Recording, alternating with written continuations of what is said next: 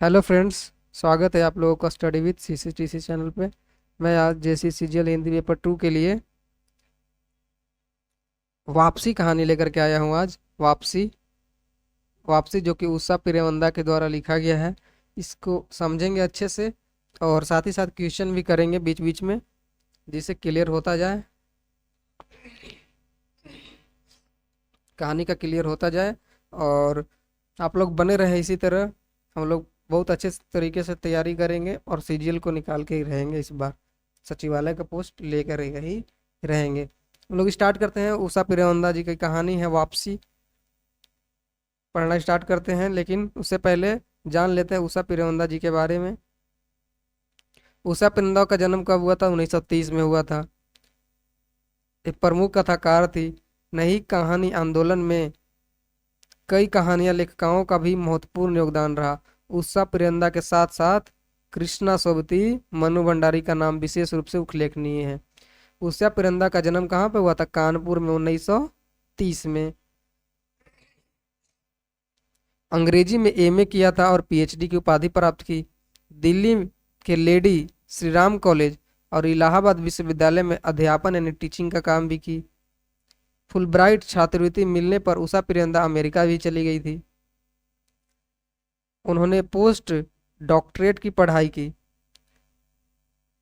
बाद में वहीं विस्कासिन विश्वविद्यालय में अध्यापन, वहाँ पे टीचिंग किया, अमेरिका में भी।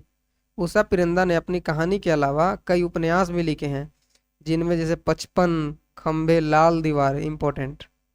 उषा पिरेंदा का है ये, क्या है? उपन्यास 55 खंबे लाल दीवारें, और बनवास, और बनवास भी है, और रुकोगी नहीं राधिका। रुकोगी नहीं राधिका विशेष रूप से उल्लेखनीय है। कौन कौन सा? 55 खंबे लाल दीवारें, बनमास, रुकोगी नहीं राधिका। ये तीन हैं उपन्यास। इनके नई कहानी संग्रह भी प्रकाशित हुए हैं। उषा पिरेंदा का अधिकतर लेखन शहरी मध्यवर्गीय जीवन से जुड़ा हुआ है, विशेष रूप से मध्यवर्गीय परिवारों में संबंधों में अपना आने वाले तनाव और संघर्षों को अत्यंत संवेदनशील ढंग से पेश करने में उनको महारत हासिल रही है। इस उषा पिरेंदा जी का लाइफ के बारे में, क्या क्या की और क्या नहीं की। और कहानी के ऊपर चलते हैं। कहानी को पढ़ना स्टार्ट करते हैं। आप लोग भी साथ साथ पढ़ेंगे ताकि ज़्यादा देर तक मेमोराइज रहे अपने ब्रेन में। स्टार्ट करते हैं। गजादर बाबू ने कमरे में जमा सामान पर एक नज़र दौड़ाई। गजादर बाबू के कमरे में जहाँ पे जमा हुआ था सामान बहुत सारा, उस पर नज़र दौड़ाई, देखी इसको। तो दो बक्सा थे। कितना था? दो बक्सा। एक डोलची था और एक बाल्टी। क्या क्या था वहां पे घर में, कमरे में? तो दो बक्सा था, एक डोलची था और एक बाल्टी। दो बक्सा, एक डोलची और एक बाल्टी था। तो बोलता है गजाधर बाबू, यह डिब्बा कैसा है गणेशी? उन्होंने पूछा, गजाधर बाबू ने पूछा, यह डिब्बा कैसा है गणेशी? गणेशी बिस्तर बांधता हुआ कुछ गर्व से, कुछ दुख, कुछ लज्जा से बोला, घरवाली ने साथ को कुछ बेसन के लड्डू रख दिए हैं, कहा है बाबूजी को पसंद है। अब कहाँ हम गरीब लोग आपकी कुछ खातिरदारी कर पाएंगे? हम लोग कहाँ आपको कुछ खातिरदारी कर पाएंगे? ये बोलता है गणेशी। घर जाने की खुशी में गजाधर बाबू ने एक विषाद का अनुभव किया, जैसे एक परिचित, स्नेही, आदरमय, सहज संसार से उसका नाता टूट रहा था। इस प्रकार का विषाद का अनुभव किया गजाधर बाबू ने।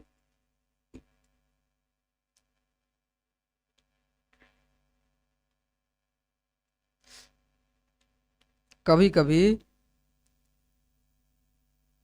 कभी कभी हम लोगों को खबर भी लेते रहिएगा, गणेशी बोलता है।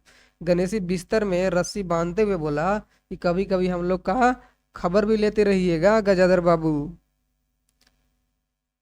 तो गजाधर बाबू बोलते हैं, कभी कुछ जरूरत हो तो लिखना गणेशी। और बोलते हैं गणेशी, गजाधर बाबू, कि अगहन तक बिटिया की शादी कर दो। इसी अगहन तक बिटिया की शादी कर दो। गणेशी ने अंगूछे के छोर से आंखें पोंछी। अंगूछे का छोर हो जाता है कोना जो होता है, उससे आंखें पोंछी। अब बोलता है, अब आप लोग सहारा न देंगे तो कौन देगा। आप यहाँ रहते तो शादी में कुछ हौसला भी रहता, मतलब हौसला रहता आप यहाँ रहते तो। गणेश कहता है, गजाधर बाबू चलने की तैयारी में है, चलने को तैयार बैठे हैं। रेलवे क्वार्टर, रेलवे में काम करते हैं गजाधर बाबू।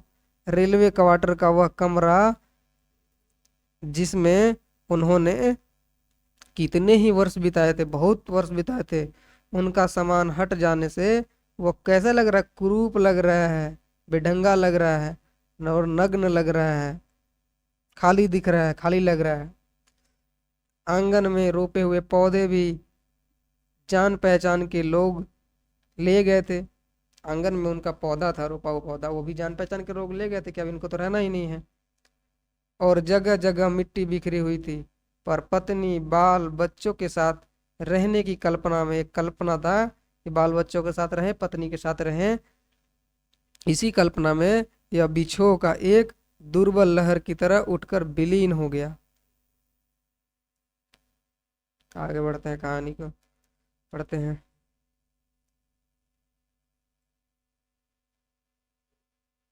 विलीन हो गया।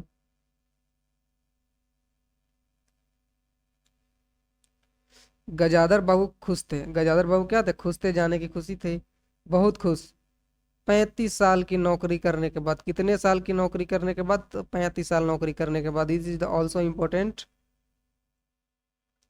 वह रिटायर होकर घर जा रहे थे। क्या होकर के, रिटायर होकर जा रहे थे, सेवानिवृत्त हो रहे थे, सेवानिवृत्त हो रहे थे, होकर घर जा रहे थे। इन वर्षों में अधिकांश समय उन्होंने अकेले रहकर काटा था।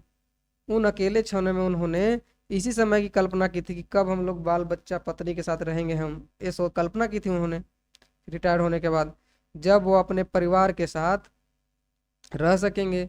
इसी आशा के सहारे वह सहारे अपने अभाव को बोझ ढो रहे थे। संसार की दृष्टि में यह उनका जीवन सफल कहा जा सकता है।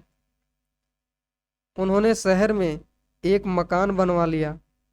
उन्होंने शहर में क्या किया था, एक मकान बनवा लिया। मकान बनवा लिया था गजाधर बाबू ने। बड़े लड़के और बड़े लड़का का क्या नाम था, पूछेगा, पात्र है, पूछेगा कि अमर कौन था। इसी कहानी में अमर कौन था, तो गजाधर बाबू का पुत्र था। और उसकी लड़की, गजाधर बाबू की लड़की क्या नाम था, कांति। दोनों का शादी भी कर दी थी गजाधर बाबू ने। दो बच्चे ऊंची कक्षाओं में पढ़ रहे थे, दो बच्चे और थे जो कि ऊंची कक्षाओं में पढ़ रहे थे। गजाधर बाबू नौकरी के कारण प्रायः छोटे स्टेशनों पर रहे। नौकरी के कारण कहाँ पर रहे, छोटे स्टेशनों पर रहे। और उनके बच्चे और पत्नी शहर में। वो तो छोटे स्टेशन पर रहे, लेकिन उनके बच्चे और पत्नी शहर में। किस वजह से, इसलिए कि पढ़ाई में बच्चों को बाधा न हो। गजाधर बाबू स्वभाव से बहुत स्नेही व्यक्ति थे। कैसे व्यक्ति थे, स्नेही व्यक्ति थे। इंपॉर्टेंट है ये भी, कैसे व्यक्ति थे, स्नेही व्यक्ति थे। और स्नेह के आकांक्षी भी थे। जब परिवार साथ था, ड्यूटी से लौटकर बच्चों से हंसते बोलते रहते थे। जब परिवार साथ में था तब पत्नी से कुछ मन विनोद करते, खुशियां मनाते, कुछ बोलते, मन विनोद करते। उन सब के चले जाने से उनके जीवन में गहन सूनापन भर उठा। खाली क्षणों में उनसे घर में टीका न जाता। कभी प्रकृति ने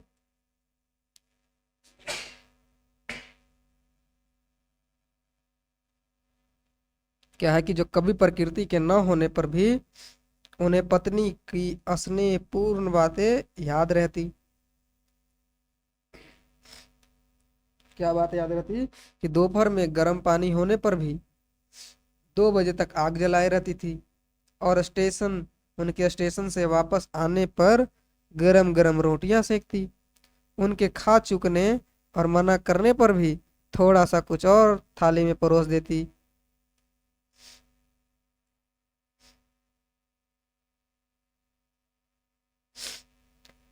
थाली में परोस देती। और बड़े प्यार से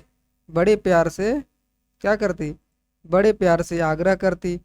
जब वह थके हारे बाहर से आते तो उनकी आहट पर रसोई के द्वार पर निकल आती और उनकी सल्लज आंखें मुस्कुरा उठती।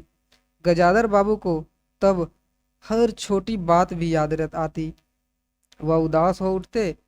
अब कितने वर्षों बाद वह अवसर आया था कि जब वह फिर उसी स्नेह और आदर के मध्य रहने जा रहे थे, घर पे जा रहे थे। टोपी उतार कर गजाधर बाबू ने चरपाई पर रख दी, जूते खोलकर नीचे खिसका दिए। अंदर से रहकर रह रहकर कह कहो की आवाज आ रही थी। इतवार का दिन था। कौन सा दिन था? इतवार का दिन था। और उनके सब बच्चे इकट्ठे होकर क्या कर रहे थे? नाश्ता कर रहे थे। गजाधर बाबू के सूखे चेहरे पर स्निग्ध मुस्कान आई, छोटी सी मुस्कान आई। उसी तरह मुस्कुराते हुए वह बिना खांसे अंदर चले गए।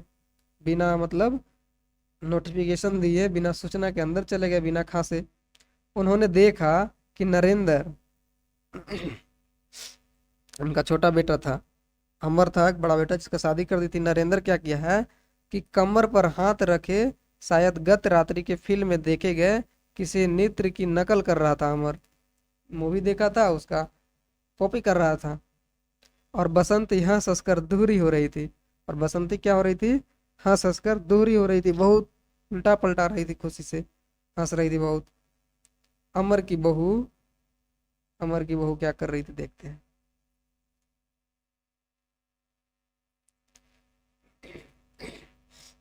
जो अमर की बहू थी, अमर का शादी हो गया था, बड़ा बेटा था, तो अमर की बहू को अपने तन बदन, जो तन बदन है, तन और जो बदन, जो शरीर है, आंचल या घूंघट का कोई होश न था। इतनी बेहोश पड़ी थी ये कि इसको कोई होश ही नहीं था। वह उन्मुक्त रूप से हंस रही थी। गजाधर बाबू को देखते हुए नरेंद्र धप से बैठ गया। नरेंद्र और चाय का प्याला उठाकर मुंह से लगा लिया। बहू को होश आया और उसने झट से माथा ढक लिया। केवल बसंती की शरीर रह रहकर हंसी दबाने का प्रयत्न में हिलता रहा। क्या कर रही थी बसंती? अपने आप को दबा रही थी हंसी को, तो फिर भी शरीर उसका हिल रहा था हंसी के मारे। गजाधर बाबू ने मुस्कुराते हुए उन लोगों को देखा, फिर कहा, क्यों नरेंद्र, क्या नकल हो रही थी? नरेंद्र बोलता है, कुछ नहीं बाबूजी। नरेंद्र ने सिटपिटा कर बोला, कुछ नहीं बाबूजी। गजाधर बाबू ने चाहा था कि वह भी इस मन विनोद में भाग लेते। गजाधर बाबू सोचे थे कि हम भी इसमें भाग लेंगे, हम भी कुछ करेंगे, हंसी मन विनोद करेंगे।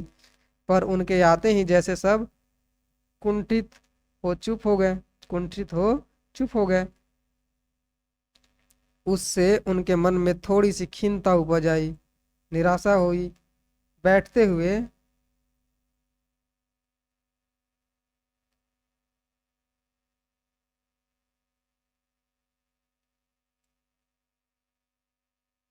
बैठते हुए क्या हुआ? बैठते हुए, हाँ, बैठते हुए बोले, बसंती, चाय मुझे भी देना। तुम्हारी अम्मा की पूजा अभी चल रही है क्या? बसंती ने माँ का कोठरी की ओर देखा, अभी आती ही होगी, और प्याले में उनके लिए चाय छानने लगी। बहू चुपचाप पहले ही चली गई थी। अब नरेंद्र भी चाय का आखिरी घूंट पीकर उठ खड़ा हुआ। केवल बसंती पिता के लिहाज में चौके में बैठी माँ की राह देखने लगी।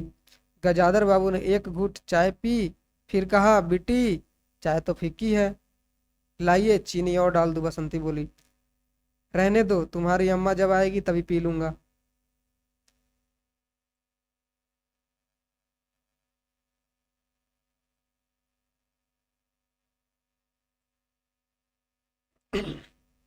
तभी पी लूंगा, ठीक है। थोड़ी देर बाद थोड़ी देर में थोड़ी देर के बाद उनकी पत्नी, यानी गजाधर बाबू की पत्नी, हाथ में अधर्य का लोटा लिए निकली और अशुद्ध स्तुति करते हुए तुलसी में डाल दिया। उन्हें देखते ही बसंती भी उठ गई। पत्नी ने आकर गजाधर बाबू को देखा और कहा, अरे आप अकेले बैठे हैं यहाँ, यह सब कहाँ गए? गजाधर बाबू के मन में फांस सी कड़क उठी। अपने अपने काम में लग गए हैं, आखिर बच्चे ही हैं।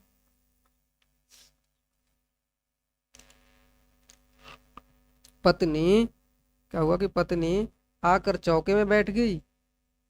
उन्होंने नाक भौं चढ़ाकर चारों ओर जूठे बर्तनों को देखा, फिर कहा, सारे में जूठे बर्तन पड़े हैं। इस घर में धर्म कर्म कुछ नहीं, इस घर में धर्म कर्म कुछ नहीं। पूजा करके सीधा चौके में घुसो। फिर उन्होंने नौकर को पुकारा। जब उत्तर न मिला, नौकर को जब पुकारा तो कोई उत्तर नहीं मिला, नौकर नहीं था शायद, उत्तर न मिला तो एक बार और उच्च स्वर में बोला, पुकारा। फिर पति की ओर देखकर बहू देखकर बोली, कौन? उसकी पत्नी, गजेदार बाबू की पत्नी बोली कि बहू ने भेजा होगा बाजार। और एक लंबी सी सांस लेकर चुप हो रही।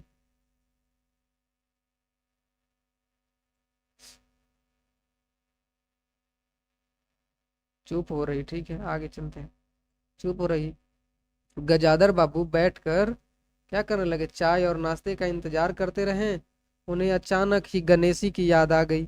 रोज सुबह सुबह पैसेंजर आने से पहले वह गरम गरम पूड़ियाँ और जलेबी बनाता था। गजादर बाबू जब उठकर तैयार होते, उनके लिए जलेबियाँ और चाय लाकर रख देता था।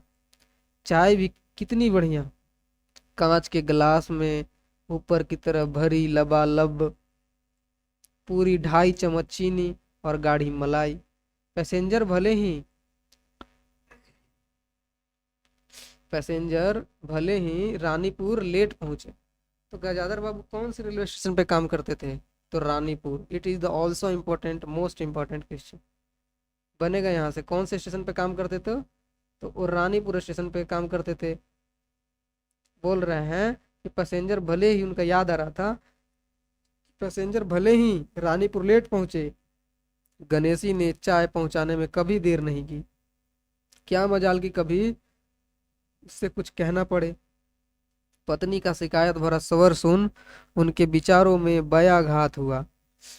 पत्नी का जो स्वर सुना तो उनके विचारों में बयाघात हुआ। क्या हुआ? बयाघात। It is also important. क्या हुआ? पत्नी का बात सुन करके, शिकायत सुन करके बयाघात हुआ। वह कह रही थी, सारा दिन इसी खिच खिच में निकल जाता है, इसी गृहस्थी का धंधा पीटते पीटते उम्र बीत गई। वो बोलती है, कोई जरा हाथ भी नहीं बटाता। तो जादर बाबू ने पूछा, बहू क्या करती है? उनकी पत्नी बोलती, पड़ी रहती है। बसंती को तो फिर भी कहो कि बसंती को तो फिर कहो कि कॉलेज जाना होता है। बोल रही है कि बहू तो पड़ी रहती है, बसंती को तो कॉलेज जाना होता है।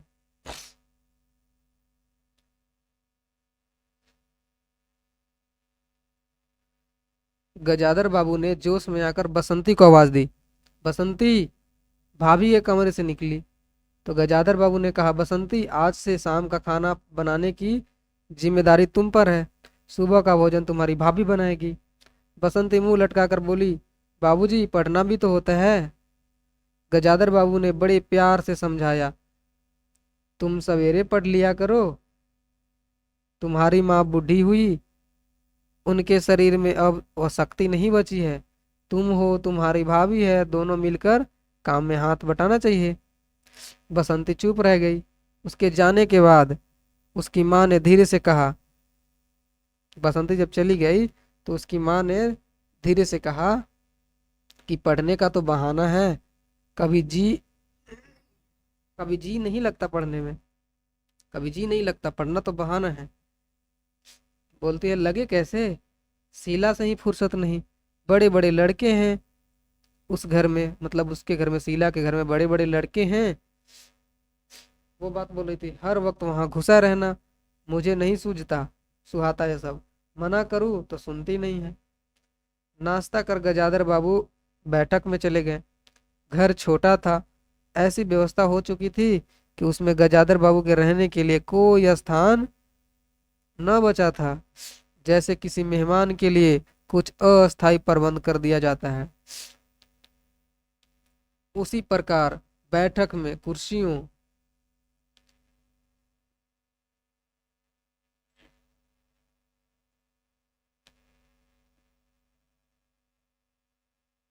उसी प्रकार क्या था कि उसी प्रकार बैठक में कुर्सियों को दीवार से सटाकर बीच में गजाधर बाबू के लिए पतली सी चारपाई डाल दी गई। गजाधर बाबू उस कमरे में पड़े पड़े कभी कभी अनायास ही इस सुस्थायित्व का अनुभव करने लगते। उन्हें याद होती उन रेलगाड़ियों की जो आती और थोड़ी देर रुककर किसी और लक्ष्य की ओर चली जाती। उनको विचार चल रहा था, याद आ रहा था। घर छोटा होने के कारण बैठक में ही अब अपना प्रबंध किया था।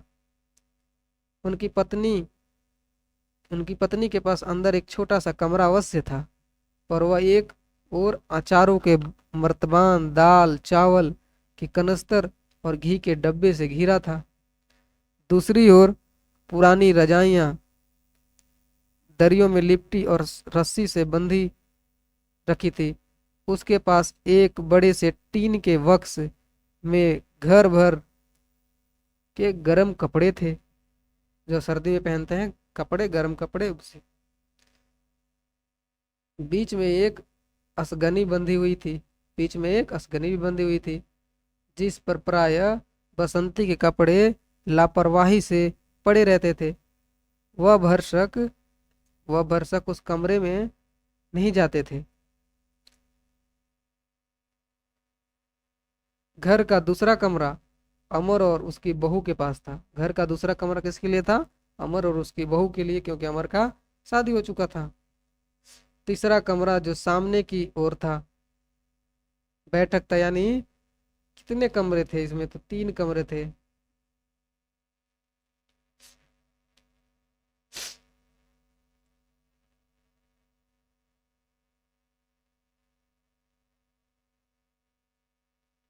तीन कमरे थे, ठीक है।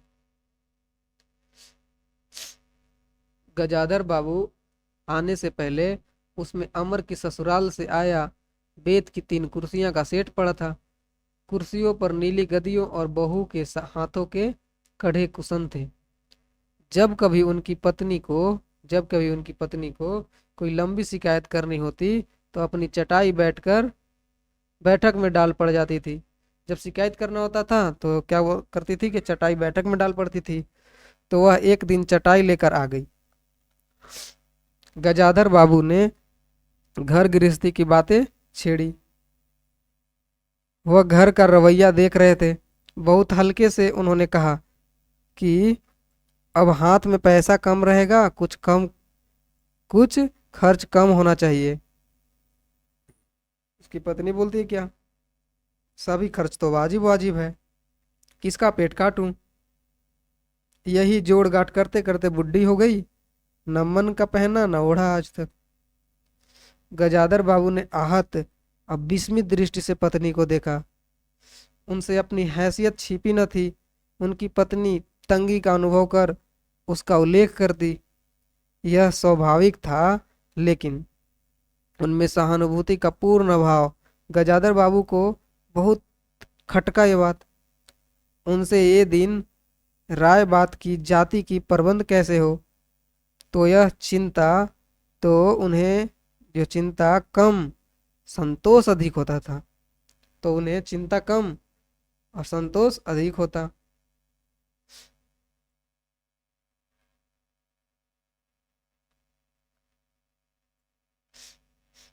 लेकिन लेकिन उनसे तो केवल शिकायत ही की जाती थी गजाधर बाबू से, जैसे परिवार की सब परेशानियों के जिम्मेदार वही हैं। तुम्हें किस बात की कमी है अमर की माँ? घर में बहू है, लड़के बच्चे हैं, सिर्फ रुपए से ही आदमी अमीर नहीं होता, गजाधर बाबू ने कहा। कहने के साथ ही अनुभव किया। यह अनेक आंतरिक अभिव्यक्ति थी, ऐसी कि उनकी पत्नी नहीं समझ सकती। हाँ, बड़ा सुख है ना बहू से, आज रसोई करने गई है, देखो क्या होता है, कहकर पत्नी ने आंखें मूंदी और सो गई। गजाधर बाबू बैठे हुए थे, पत्नी को देखते रह गए। यही थी क्या उनकी पत्नी, जिसके हाथों के कोमल स्पर्श, जिसकी मुस्कान की यादों में उन्होंने क्या किया था? संपूर्ण जीवन काट दिया था। उन्हें लगा कि वह लावमय क्या है लावन यमवी लावन यमी युवती जीवन की राह में कहीं खो गई। उसकी जगह आज तो स्त्री है। वह उनके मन और प्राणों के लिए नितांत अपरिचिता है। गाढ़ी नींद में डूबी उनकी पत्नी का भारी सा शरीर बहुत बेडौल और कुरूप लग रहा था, अच्छा नहीं दिख रहा था। चेहरा श्रीहीन और रूखा था। गजाधर बाबू देर तक निसंग दृष्टि से पत्नी को देखते रहे, फिर लेटकर छत की ओर ताकने लगे।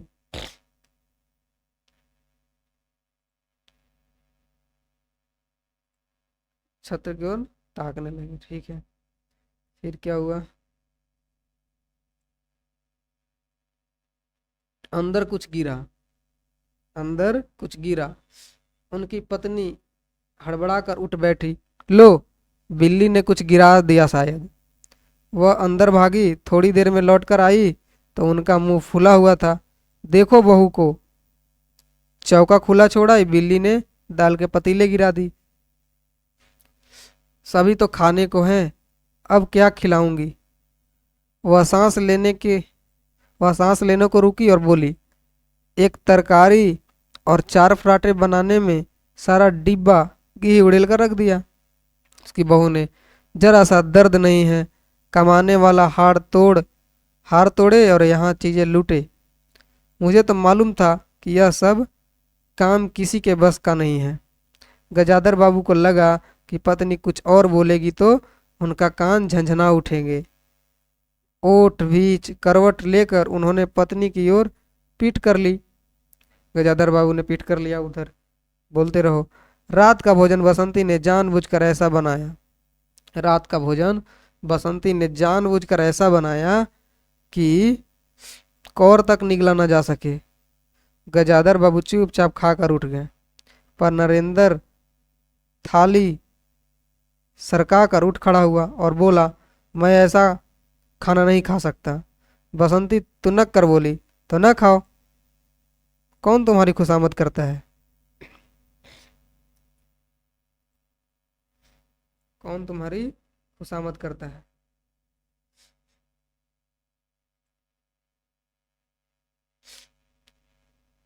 तुमसे खाना बनाने को कहा किसने था? नरेंद्र ने चिल्लाया। बसंती बोली, बाबूजी ने। बाबूजी को बैठे बैठे यही सूझता है, नरेंद्र बोला। बसंती को उठाकर माँ ने नरेंद्र को मनाया, अपने हाथों से कुछ बनाकर खिलाया। गजाधर बाबू ने बाद में पत्नी से कहा, इतनी बड़की लड़की हो गई, उसे खाना बनाने तक का शऊर नहीं आया।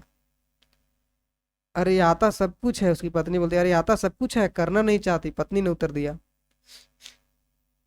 अगली शाम माँ को रसोई में देख कपड़े बदल कर बसंती बाहर आई तो बैठक से गजाधर बाबू ने टोक दिया, कहाँ जा रही हो? वो बोलती है, पड़ोस में शीला के घर। बसंती ने कहा,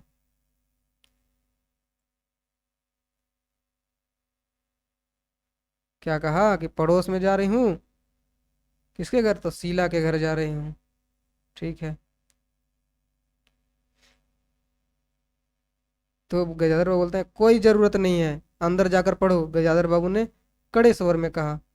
कुछ देर अनिश्चित खड़े रहकर बसंती अंदर चली गई। गजाधर बाबू शाम को रोज टहलने जाते थे। लौट कर आए तो पत्नी ने कहा, क्या कह दिया बसंती से?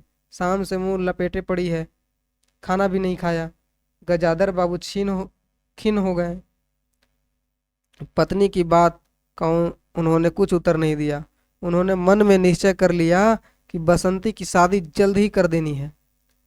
उस दिन के बाद बसंती अपने पिता से क्या रहती, बच्ची बच्ची रहती थी कि और कुछ न बोल दे बाबूजी, इसलिए बच बच कर रहने लगी। जाना होता तो पिछवाड़े से जाती। गजाधर बाबू ने दो एक बार पत्नी से पूछा, उत्तर मिला कि रूठी हुई है। गजाधर बाबू को और रोष हुआ। लड़की के इतने मिजाज, जाने को रोक दिया तो पिता से बोलेगी नहीं। फिर उनकी पत्नी ने ही सूचना दी कि अमर अलग रहने की सोच रहा है। एक और खबर मिला है अब, ये अमर जो है ना सोच रहा है कि अलग हम रहेंगे अब। गजाधर बाबू बोलते हैं क्यों? गजाधर वो चकित होकर पूछा क्यों? पत्नी ने साफ साफ उत्तर नहीं दिया। अमर और उसकी बहू की शिकायतें बहुत थी। उनका कहना था कि गजाधर बाबू हमेशा बैठक में ही पड़े रहते हैं, कोई आने जाने वाला हो तो कहीं बैठाने की जगह नहीं है। अमर को अब भी वह छोटा समझते थे। गजाधर बाबू अमर को छोटा समझते थे, लेकिन वो तो बड़ा हो गया था।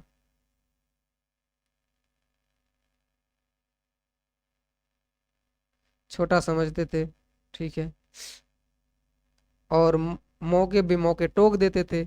बहू को काम करना पड़ता था, और सास सास जब तक फुहड़पन पर ताने देती रहती थी, सास यानी उसकी माँ अमर की। हमारे आने के पहले भी कभी ऐसे बात हुई थी? गजाधर बाबू ने पूछा। पत्नी ने सिर हिलाकर कहा, जताया कि नहीं, ऐसा नहीं हुई थी पहले बात। पहले अमर घर का मालिक बनकर रहता था, बहू को कोई रोक टोक न थी। अमर के दोस्तों को पराया यहीं अड्डा जमा रहता था। अंदर से नाश्ते चाय तैयार होकर जाता रहता था। बसंती को भी वही अच्छा लगता था। गजाधर बाबू ने धीरे से कहा, अमर से कहो जल्दीबाजी की कोई जरूरत नहीं है। अगले दिन वह सुबह घूम कर लौटे तो उन्होंने पाया कि बैठक में उनकी चारपाई नहीं है। अंदर जाकर पूछने ही वाले थे कि उनकी दृष्टि रसोई घर के अंदर बैठे पत्नी पर पड़ी। उन्होंने यह कहने को मुंह खोला कि बहू कहाँ है, पर कुछ याद कर चुप हो गए। पत्नी की कोठरी में झांका तो अचार रजाई और कनस्तरों के मध्य अपनी चरपाई लगी पाई। अजीब सी कहानी है भैया।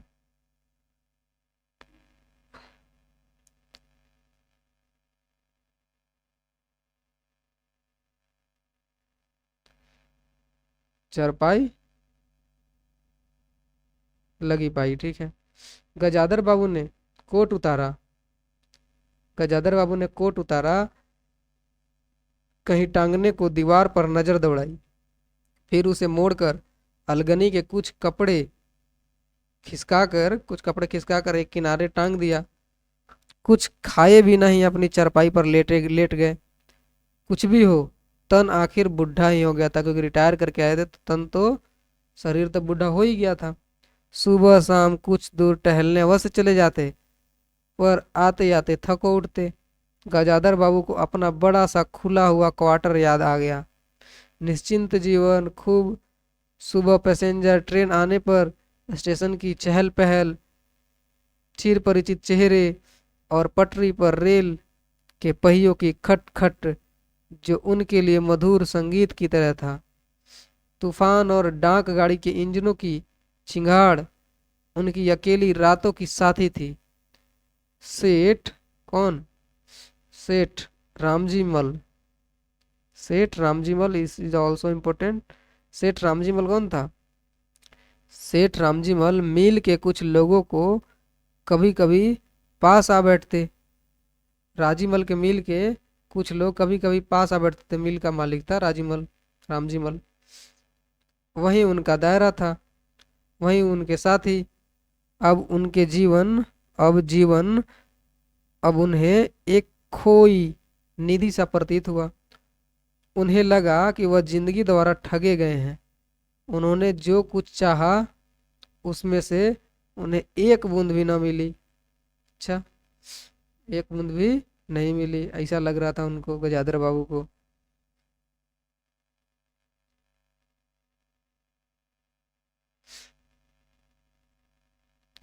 लेटे हुए वह घर के अंदर से आते विविध स्वरों को सुनते रहे।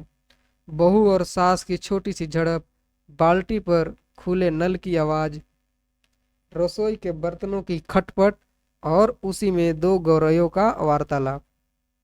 और अचानक ही उन्होंने निश्चय कर लिया कि अब घर की किसी बात में दखल अब नहीं करेंगे, कोई भी बात पर वो इंटरफियर नहीं करेंगे।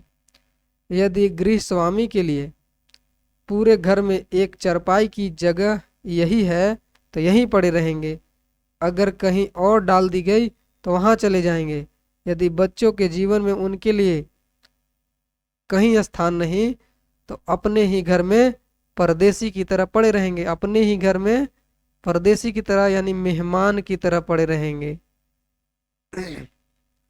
मेहमान की तरह पड़े रहेंगे अगर उनको जगह नहीं है तो। ठीक है।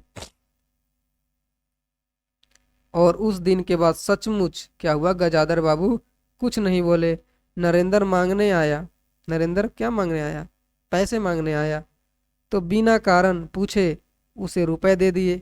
बसंती काफी अंधेरा हो जाने के बाद भी पड़ोस में रही तो भी उन्होंने कुछ नहीं कहा। बसंती अंधेरा होने के बाद भी दूसरे के घर में रही, फिर भी कुछ नहीं कहा। बिल्कुल दखल अंदाजी नहीं कर दखल नहीं कर दे रहे थे। पर उन्हें सबसे बड़ा यह गम था कि उनकी पत्नी ने भी उनमें कुछ परिवर्तन लक्ष्य नहीं किया। वह मन ही मन कितना भार ढो रहे हैं, इससे वह अनजान ही बनी रही। वह अनजान ही बनी रही, वो भार ढो रहे थे इतना ये सब बीतने के बाद भी। बल्कि उन्हें पति के घर के मामले में हस्तक्षेप न करने के कारण शांति ही थी। कभी कभी कभी उठती, ठीक ही है, आप बीच में ना पड़ा कीजिए, बच्चे बड़े हो गए हैं, हमारा जो कर्तव्यता कर रहे हैं, पढ़ा रहे हैं, शादी कर देंगे।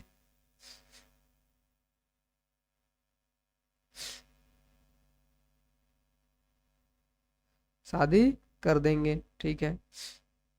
गजाधर बाबू ने आहट दृष्टि से पत्नी को देखा। उन्होंने अनुभव किया कि वह पत्नी व बच्चों के लिए केवल धनोपार्जन के निर्मित मात्र है, मतलब केवल धन देने के लिए हैं गजाधर बाबू, और कुछ के लिए नहीं, ऐसा अनुभव किया उन्होंने। जिस व्यक्ति के अस्तित्व से पत्नी मांग में सिंदूर डालने की अधिकारिणी है,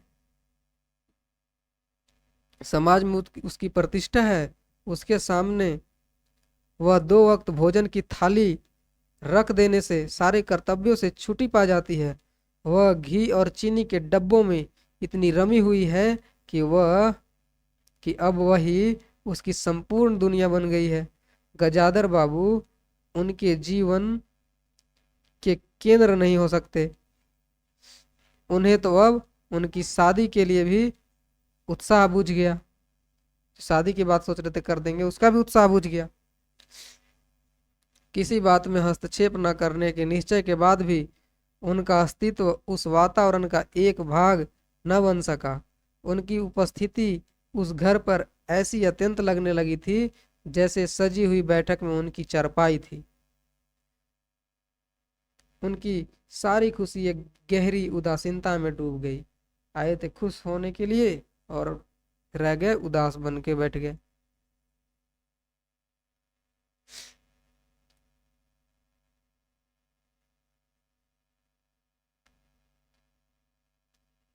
ठीक है, आगे चलते हैं।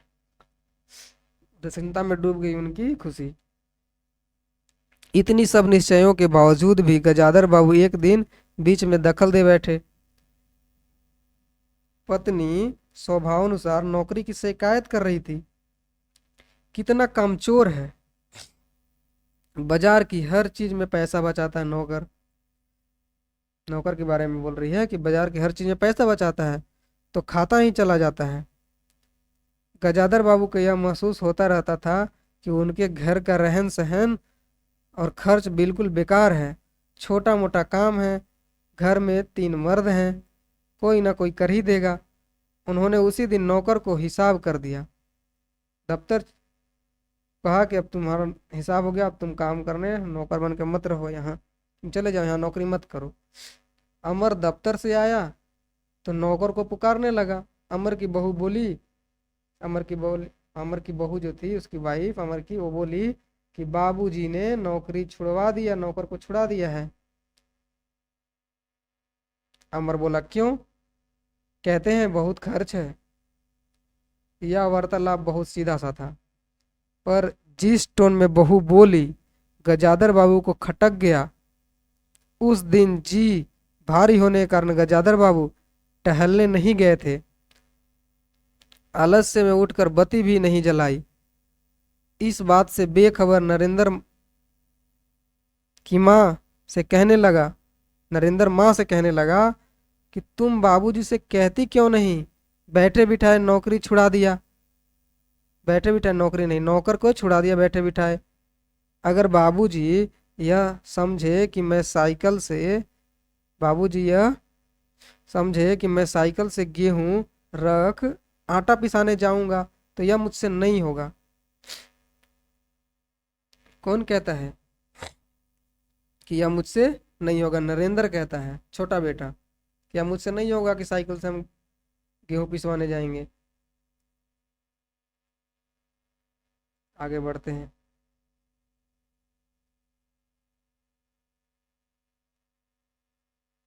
यह मुझसे नहीं होगा, ठीक है।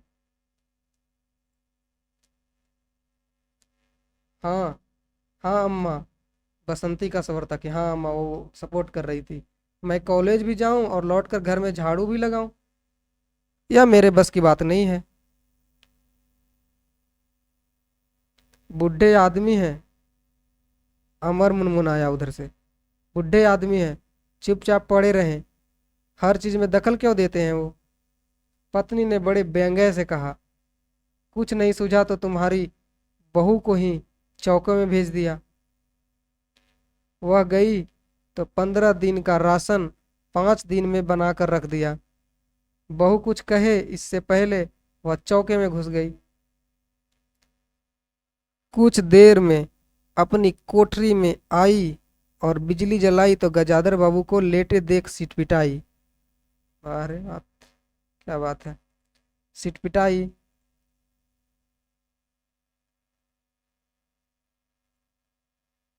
गजाधर बाबू की मुख मुद्रा से वह उनके भावों का अनुमान न लगा सकी। वह चुप आंखें बंद किए लेटे रहे। गजाधर बाबू चिट्ठी हाथ में लिए अंदर आए और पत्नी को पुकारा। वह भीगे हाथ लिए निकली और आंचल से पोंछती हुई पास आ खड़ी हुई। गजाधर बाबू ने बिना किसी भूमिका के कहा, मुझे सेठ रामजी मल। रामजी मल किसका मालिक था? चीनी मिल। चीनी मिल का मालिक कौन था? रामजी मल। में नौकरी मिल गई है। खाली बैठे रहने से तो 4 पैसे घर में आए वही अच्छा है। उन्होंने तो पहले ही कहा था कि मैं मना कर दिया था। फिर कुछ रुक कर जैसे बुझी हुई आग में एक चिनगारी चमक उठे। उन्होंने धीमे स्वर में कहा, मैंने सोचा था कि बरसों तुम सबसे अलग रहने के बाद अवकाश पाकर परिवार के साथ रहूंगा। खैर, परसों जाना है, तुम भी चलोगी? अपनी पत्नी से पूछते हैं गजाधर बाबू।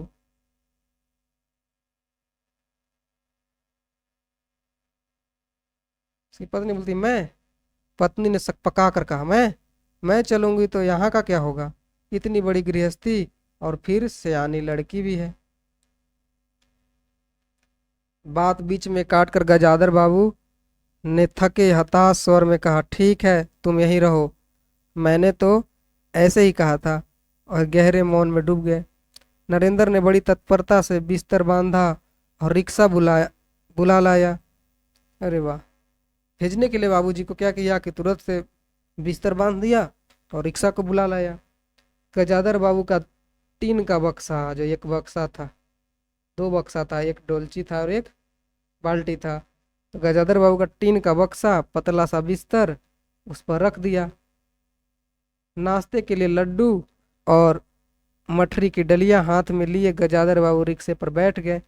एक दृष्टि उन्होंने अपने परिवार पर डाल ली और फिर दूसरी ओर देखने लगे और रिक्शा चल पड़ा। उनके जाने के बाद सब अंदर लौट आए। बहू ने अमर से पूछा, सिनेमा ले चलिएगा ना? बसंती ने उछल कर कहा, भैया हमें भी ले चलना जरा। गजाधर बाबू की पत्नी सीधे चौके में चली गई। बची हुई मठरियों को कटोरे दान में रखकर अपने कमरे में लाई, कनस्तरों के पास रख दिया। फिर बाहर आकर कहा, अरे नरेंद्र, बाबूजी की चारपाई कमरे से निकाल दे, उसमें चलने तक का जगह नहीं है। यहीं पे खत्म हो जाता है कहानी। गजाधर बाबू आए रिटायर्ड होकर के, फिर चले गए रामजी मल के चीनी के मिल में। यही कहानी था। इस पे कुछ क्वेश्चन है, उसको पूरा कर लेते हैं।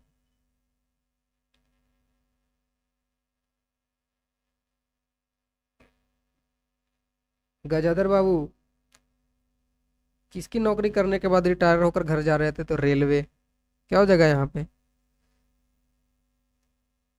रेलवे। रेलवे। गजाधर बाबू स्वभाव से कैसे व्यक्ति थे? स्नेही व्यक्ति थे ना, स्नेही थे। बसंती गजाधर बाबू की क्या थी? छोटी बेटी थी। बड़ी बेटी तो कौन थी? कांति, जिसकी शादी हो गई थी। पत्नी का शिकायत भरा स्वर सुनकर उनका व्याघात हुआ था ना, व्याघात हुआ था।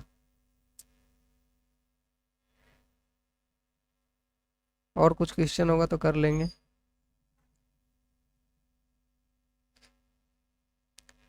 गजाधर बाबू अपने घर क्यों लौट रहे थे? जवाब दीजिए। गजाधर बाबू घर क्यों लौट रहे थे? बीमारी की वजह से, सेवानिवृत्ति की वजह से, अवकाश की वजह से, या बेटी के विवाह की वजह से? नहीं, वो जो रिटायर्ड हो गए थे उसी की वजह से वो घर लौट रहे थे। घर लौटने पर गजाधर बाबू ने क्या महसूस किया? सभी बहुत खुश थे? ऐसा तो नहीं है, ये तो गलत है। सिर्फ पत्नी खुश थी, ये भी गलत है। वे अवांछित मेहमान थे या फिर कुछ भी महसूस नहीं किया? महसूस तो किया। वो ये महसूस किए कि हम एक मेहमान की तरह हैं, हमें कहीं भी खटिया डाल दिया जाता है, चारपाई डाल दिया जाता है। इस तरह का अनुभव किया उन्होंने। और देखते हैं कोई क्वेश्चन हो तो।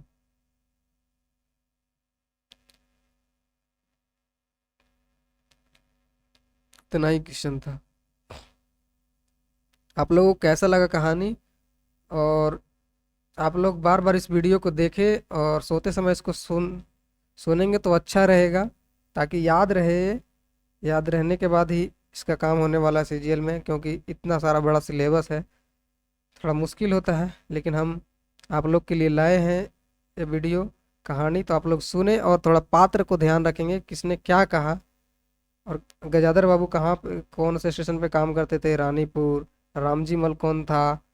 बसंती कौन थी? कांति कौन थी? नरेंद्र कौन था? अमर कौन था? और क्या क्या बातें हुई? रिटायर्ड कब हुए? 35 साल नौकरी करने के बाद। इस बात को ध्यान रखें, छोटी छोटी सी बातें हैं लेकिन एग्जाम में यही सब आने वाला है। और आप लोग को ये वीडियो अच्छा लग रहा है, अच्छा लगता है तो सब्सक्राइब करें, सपोर्ट करें, ताकि हम और वीडियो ला सकें इसी चीज़ के ऊपर, हिंदी के ऊपर और झारखंड जीके के ऊपर हम ला रहे हैं वीडियो प्रतिदिन। तो आप लोग सपोर्ट कीजिए। और यहीं पे क्लास को वाइंड अप करते हैं। तब तक के लिए जय हिंद।